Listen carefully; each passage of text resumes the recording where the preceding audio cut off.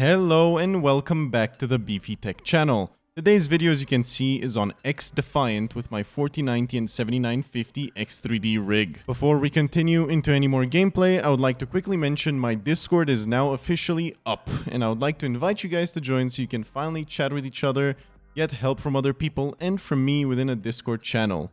Anyway, let's get back to the game. Overall, I don't even bother to try ultra on competitive games, as low is better generally because you just get more frames, and more frames is better in a competitive shooter.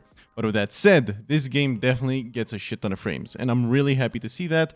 Obviously, it should be accepted given it's an arena shooter and not a battle royale, but it does perform better than Modern Warfare 2 multiplayer, which honestly shouldn't be a surprise because that game is a complete shit show when it comes to performance consistency. I do have to say, you'll have to excuse the lack of skill. This was one of my very first games and I was still learning and getting used to this type of gameplay. I do have to mention, I'm a full-time Call of Duty player essentially when it comes to competitive shooters, and otherwise I play Phasmophobia and racing games, so moving on to a game that is this fast-paced was refreshing. It felt like Warzone 1 all over again, during the stimming era mind you, but it felt really good, and I was actually having a lot of fun just playing the game and doing nothing else than that. Unlike COD. And I know this is gonna sound crazy, but as a Call of Duty player, just having fun on a game?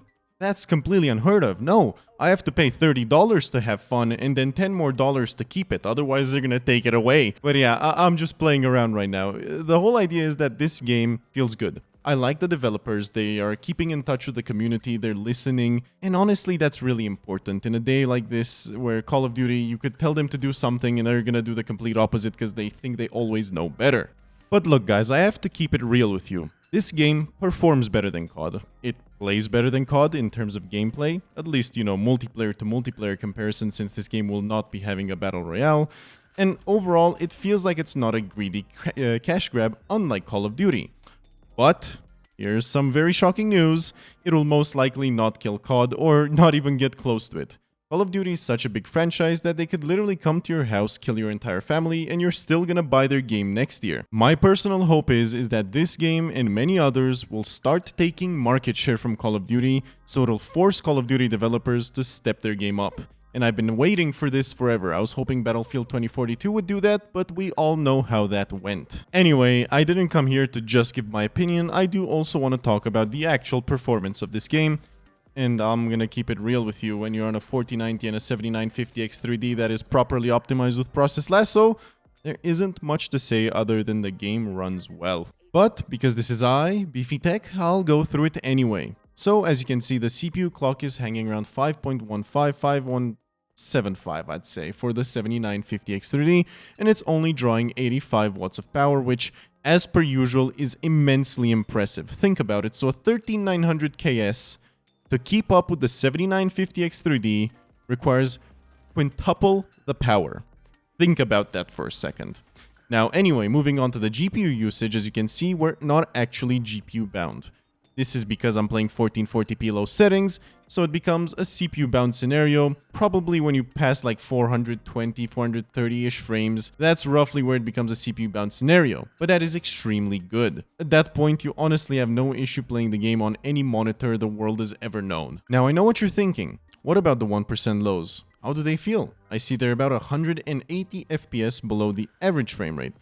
And to that I say, they're above my monitor refresh rate, so it doesn't actually bother me in any way, shape, or form because I don't feel them. If the 1% lows are above my monitor refresh, which even for this recording I had to tone it down to 240 from my normal 270 because I was recording with the Elgato and the Elgato can only pass through 240 hertz, you won't feel any 1% lows if you're not even having a refresh rate high enough to reach your 1% lows.